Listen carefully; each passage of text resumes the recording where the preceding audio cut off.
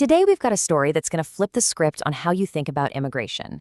It's about an American who spent 13 years as an undocumented immigrant. But, and this is the interesting part, not in the way you're probably imagining. Just let that sink in for a second. That's a quote from the author Jody Jenkins. And you immediately get this picture, right? Someone hiding in the shadows, always looking over their shoulder. But trust me, the reality of his story is something else entirely. So you see a picture like this, and what do you think of? Borders, right? Probably the US border.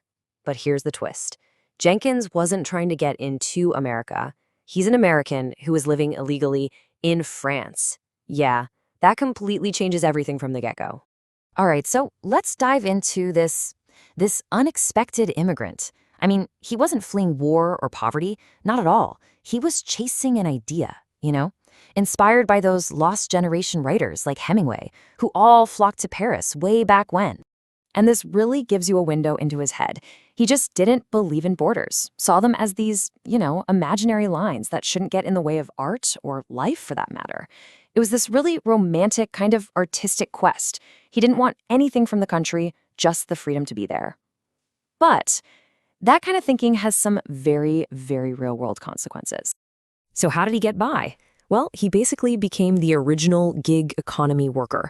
We're talking freelance journalism, translating documents, working on boats. He even crewed for hot air balloonists. Can you imagine?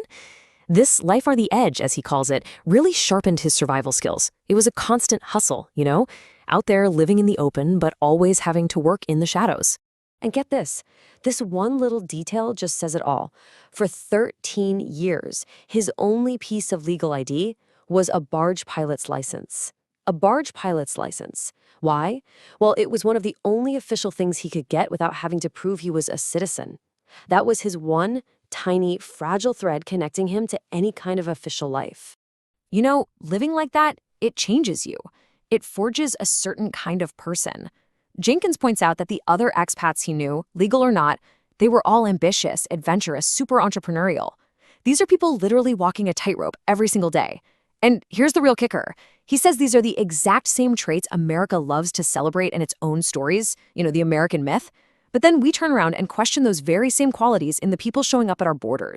And all this taught him a huge lesson about what it really means to be a citizen, precisely because he wasn't one.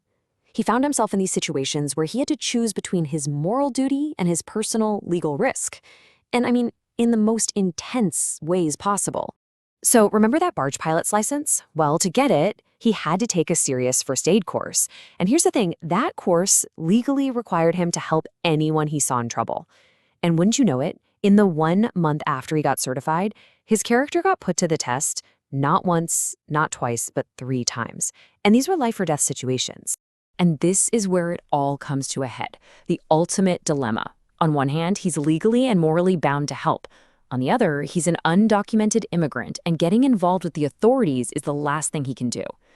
After he pulled a man from drowning, what's the very first question the cops ask him? Where are your papers? So by the 3rd time something like this happened, he did what he had to do. He pointed the police in the right direction, and then he just... Okay, so fast forward. Jenkins eventually makes his way back to the United States. But the country he comes back to is...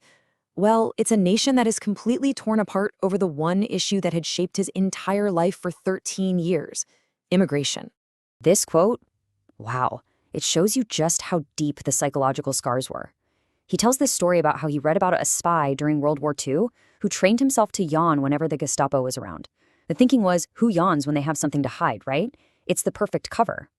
For Jenkins, this became an involuntary reflex. It was baked into his very being after so many years of living on high alert. So he comes home to this national conversation where the words being thrown around about immigrants just felt so personal, so hostile.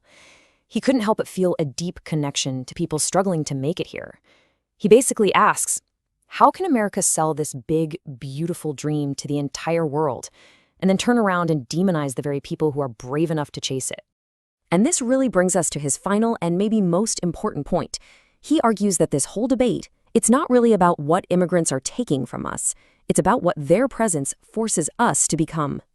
You hear it constantly, right? They're stealing our jobs. It's like the #1 argument against immigration.